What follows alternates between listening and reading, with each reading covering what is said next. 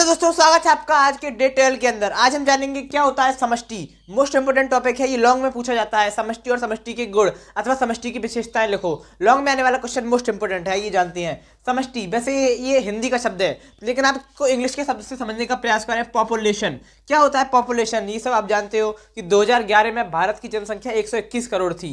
किसकी जनसंख्या? भारत में मनुष्यों की जनसंख्या। किसकी जनसंख्या? मनुष्यों की जनसंख्या। भेड़ बकरियों की जनसंख्या यहाँ पर नहीं गिनी गई थी, केवल मनुष्यों की जनसंख्या गिनी गई थी। कुत्ता हाथी भैंस बकरी इन सब की जनसंख्या नहीं, ओनली मनुष्यों की जनसंख्या। तो यहाँ पर क्या लिखा है? किसी खास समय और क्षेत्र में एक ही प्रकार के जीवों की कुल संख्या समष्टि कहलाती है। बहुत ही ज्यादा आसान है। क्या होता है पॉपुलेशन? तो एक ही यानी कि किसी खास समय। खास समय कौन सा था? खास समय था 2011 का, 2011। और क्षेत्र में एक खास क्षेत्र था भारत। खास क्षेत्र क्या था? भारत की जनसंख्या तो देखी गई थी, तो भारत क्षेत्र में एक ही प्रकार के जीवों की संख्या। जीव कौन से थे? एक ही प्रकार के, वो थे मनुष्य यानी कि मानव, यानी कि आप और हम। मनुष्यों की जनसंख्या क्या कहलाती है? समष्टि कहलाती है। यानी कि 2011 में भारत के मनुष्यों की कुल जनसंख्या कितनी थी?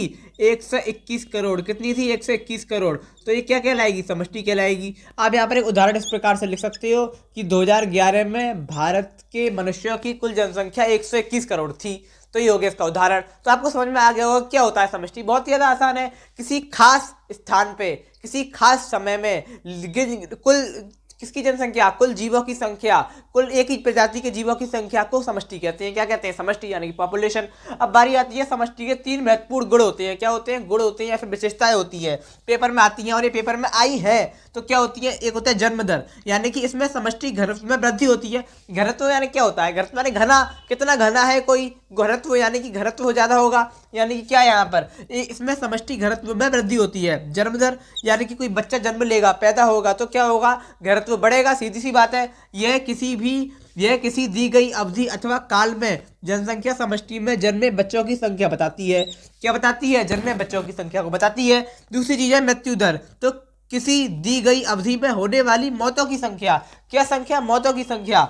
मौतों की संख्या को मृत्यु दर कहते हैं। क्या कहते हैं? मृत्यु दर।